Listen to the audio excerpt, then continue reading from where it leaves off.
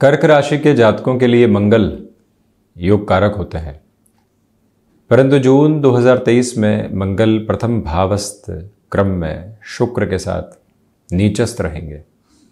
इसी वजह से जो मंगल की एनर्जी के रिफ्लेक्शंस हैं वो उस लेवल पर पॉजिटिव नहीं है। प्रथम भाव की ये प्रमुख चर्चा हम आपके समक्ष रखेंगे तथा इसी सिरे में हम यहाँ जून 2023 का मासिक राशिफल कर्क राशि के जातकों के लिए लेकर उपस्थित हैं। ग्रह गोचरीय व्यवस्थाओं के अध्ययन के साथ शुरुआत करते हैं और उसके बाद प्रत्येक भाव विशेष की एवं क्षेत्र विशेष के साथ में जुड़ी हुई चर्चाएं। चंद्रमा का प्रभाव कर्क राशि स्थान में यानी स्व राशि स्थान में जहां शुक्र और मंगल भी मौजूद रहेंगे 20, 21 एवं 22 जून 2023 के साथ रहेगा। शुक्र पूरे ही महीने एक तरह से कर्क राशि स्थान में ही, तो वहीं मंगल की स्थितियां नीचस्थ रहेंगी। ये समझ लीजिए कि दशम और पंचम भाव के अधिपति का प्रथम भाव में नीचस्थ होना हल्के फुल्के संघर्षों को प्रतिध्वनित करता है। तो वहीं चतुर्थ में केतु, दशम में राहु, इन दोनों ही ग्रहों का कॉम्बिनेशन निरंतर वक्री चलता है, छायावादी ग्रह हैं, तो वहीं पर समसप्तक आधार के साथ चलने वाले होते हैं। अष्टमेश होकर शनिदेव अष्टम भाव में है। 17 जून से वक्री और हो जाएंगे यानी चेष्टा बल प्राप्त हो जाएगा। कर्क राशि के जातकों के लिए शनिदेव का अष्टमस्थ होना ढैया के क्रम को प्रतिध्वनित कर रहा है। शनिदेव तीसरी दृष्टि से दशम भाव को, सातवीं दृष्टि से द्वितीय भाव को, जो वहीं इनकी 10वीं दृष्टि उससे पंचम भाव को देखने वाले होंगे। वहीं दशम भाव में गुरु राहु का चांडाल दोष बना हुआ है। देवगुरु बृहस्पति द्वितीय, सप्तम एवं नवम भाव को क्रमशः आधार के साथ देखने वाले होंगे। भावपण पर स्वतंत्र द्वितीय केंद्र और साथ ही साथ प्रथम त्रिक के साथ में जो तृतीय उपचय से देवगुरु बृहस्पति देखेंगे तो इनके प्रभाव बहुत अलग होंगे। राहु की स्थितियां यहाँ एक तरह से उत्तरोत्तर बलि केंद्र में बेहतर फल देती है। बुध 7 से 24 जून 2023 में यहाँ वृषभ राशि स्थान में रहेंगे। सूर्यदेव की स्थितियां 15 जून वृषभ से निकलकर मिथुन प्रवेश कर जाएंगी। धन भाव के अधिपति व्यय भाव के साथ में यानी एक्सपेंसेस हाउस के साथ रहेंगे। चर्चा की शुरुआत प्रथम भावस्थ क्रम के साथ में। किसी भी डिसीजन को जल्दबाजी में अपने साथ अपनाने से बचिएगा। तो वहीं ये भी ध्यान रखें कि कुछ दिन के मुनाफे बड़े निर्णय की ओर प्रवर्तमान नहीं करें। कुछ दिन की हानि और रुकावट व्यक्ति को बिल्कुल चेंजेस की ओर लेकर जाने वाले नहीं हो।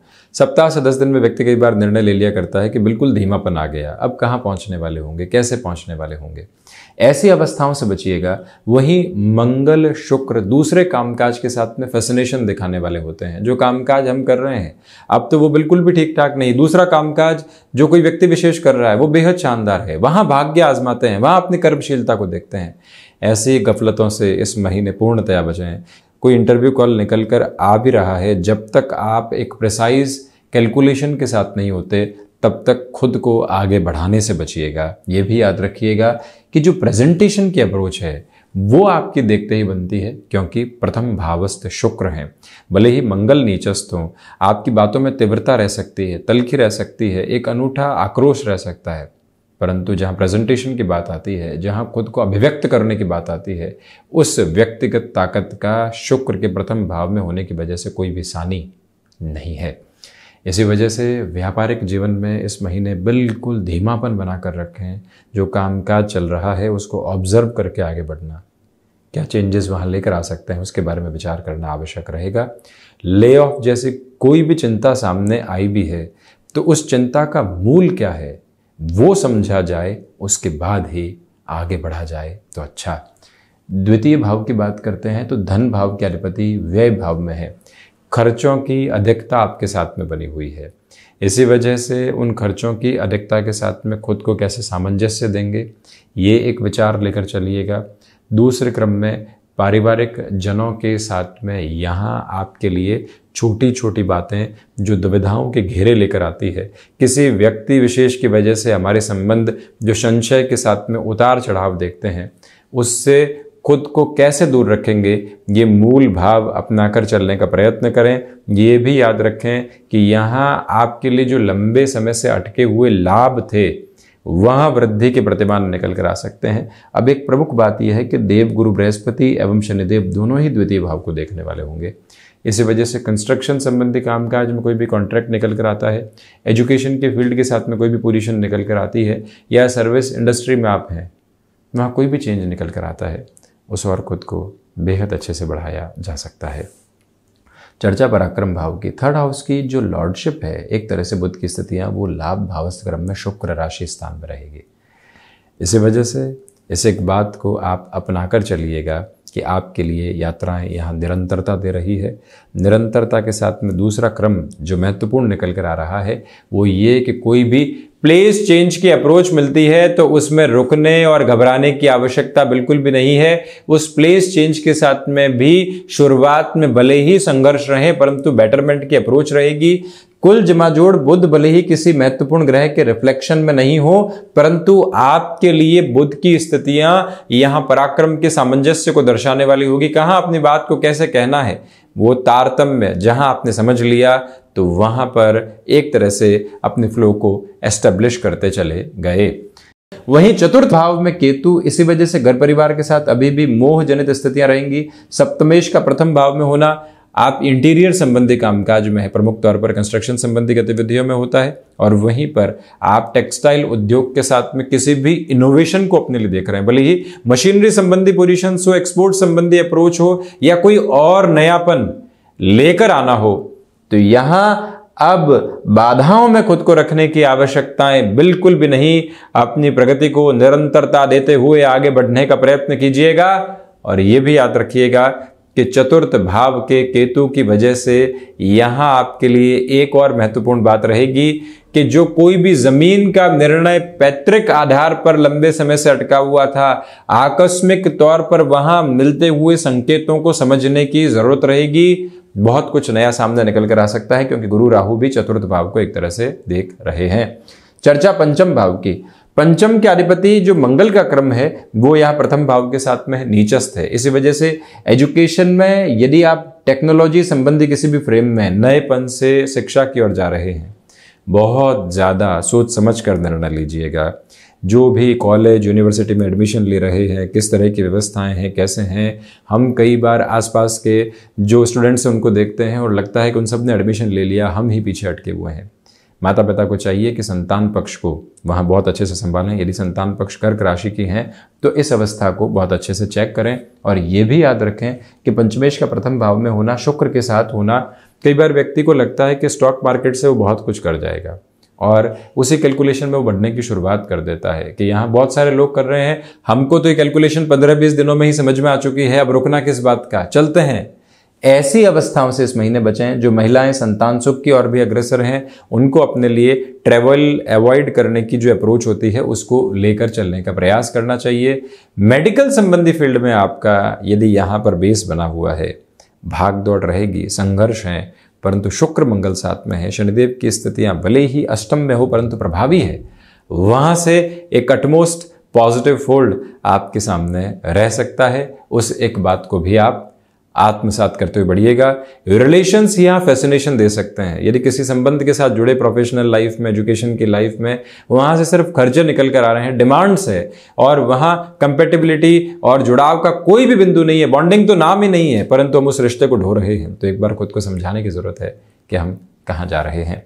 वहीं षष्ठ भाव, षष्ठेश होकर देवगुरु बृहस्पति दशम भाव में पुनः 9वीं दृष्टि से एक तरह से यहाँ षष्ठ भाव को देखने वाले हो गए। सूर्यदेव की भी दृष्टि एक तरह से षष्ठ भाव पर बनी हुई। यही कारण है कि स्टमक और जो बोन्स और जॉइंट्स को रिलेट करती हुई प्रॉब्लम के साथ में नेत्र संबंधी विकार होते हैं। स्वास्थ्य में वहां आप सावधानी बरतने वाले रहें और इसी के साथ में जो लंबे समय से शत्रु पक्ष हावी थे अब वो हटते चले जाएंगे।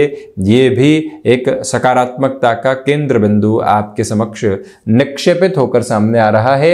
वहीं जो फाइनेंशियल बर्डन्स हैं उनको कम करने के लिए क्या प्रयत्न किए जा सकते हैं, खर्चों को कम किया जाए और बर्डन्स को भी कम किया जाए, क्योंकि वहां से जो रुपया पैसा बचेगा वो बर्डन को कम करने वाला हो सकता है। पहला मूल भाव ये स्थापित करके आप जरूर रखें। वहीं सप्तम के अधिपति का अष्टम भाव में होना एक ही बात को दर्शाता है कि गृहस्थ जीवन के साथ में कॉम्बिनेशन बनाकर रखिएगा। मंगल और शुक्र वैसे भी इंस्टेंट रिजल्ट्स की तरफ लेकर जाते हैं। कुछ दिनों की लड़ाई के साथ में लगने लगता है कि अब तो निभाव होगा ही नहीं, ऐसे गलतफहमियां व्यक्ति को कहीं नहीं पहुंचाती। खुद को जितना रोक कर चलेंगे, स्वभावगत स्तर पर जितना तारतम्य रखकर चलेंगे, उतना स्वयं के लिए बेहतर है। ये बात याद रखकर चलिएगा और इस बात को बारंबार दोहराएं कि यदि बिजनेस पार्टनरशिप गृहस्थ के साथ है, घर के किसी व्यक्ति विशेष के साथ है, हम अपने रिएक्शंस को कंट्रोल करके चलने वाले हों। ये मूल भाव बारंबार स्वयं को समझाते हुए चलने का प्रयत्न करना अत्यधिक आवश्यक रहेगा। नएपन के साथ में कोई भी शुरुआत करना यहां इतना ठीक नहीं है। वहीं अष्टम की चर्चा करें तो अष्टमेश होकर शनिदेव अष्टम भावस्थ क्रम के साथ में रहने वाले होंगे।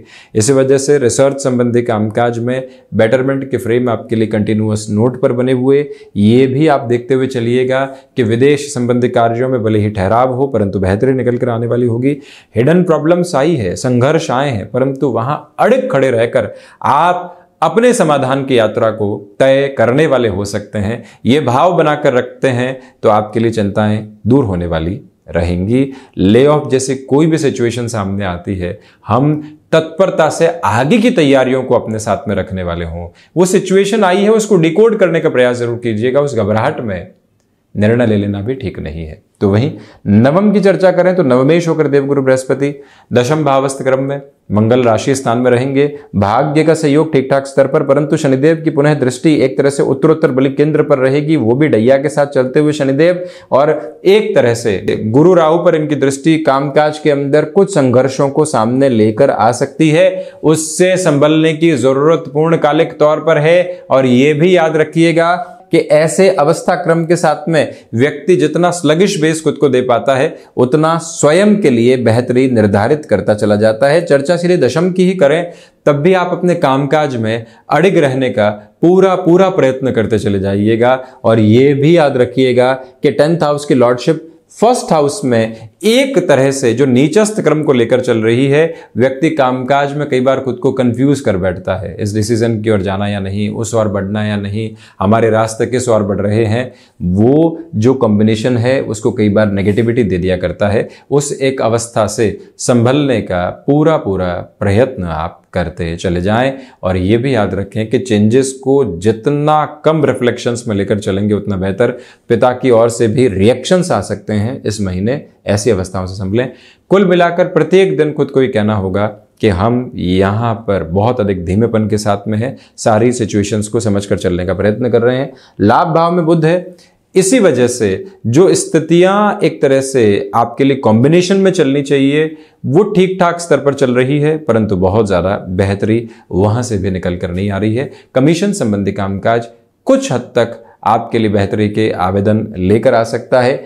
लाभेश का प्रथम भावस्थ क्रम में होना यह जरूर दर्शाता है कि आपके लिए जो पिछले कुछ महीनों से प्रयास चल रहे थे, आखिरकार वो आपके लिए कुछ परिणामों की प्रतिध्वनि सामने रखने वाले हो सकते हैं, ये बात जरूर है। तो वहीं इवेंट मैनेजमेंट संबंधी कामकाज में जो महानुभाव जुड़े हुए हैं उनके लिए भी यहां रास्ते काफी हद तक अच्छे। द्वादश की चर्चा करते हैं तो 15 जून के बाद अनिद्रा संबंधी रोग सताने वाले हो सकते हैं। वहीं 12th हाउस के लॉर्डशिप खुद से द्वादश होकर एकादश भाव में है। इसी वजह से जो खर्चे बहुत पहले किसी संबंध में हुए थे, किसी जमीन संबंधी स्थितियों के साथ में हुए थे, उनको आप टटोलिएगा जरूर, वहां से फायदे निकल कर आ सकते हैं। और वहीं जो भी कामकाज कोर्ट कचहरी संबंधित मामलात के साथ में है, कर्क राशि के जातक ये ध्यान रखें कि वहां कोई भी एब्रप्ट डिसीजन बिल्कुल भी नहीं लेना है।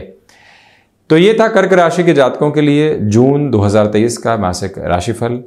हम ऐसे ही चर्चाओं के साथ उपस्थित होने का प्रयत्न करते चले जाएंगे। धन्यवाद एवं कोटिशः आभार।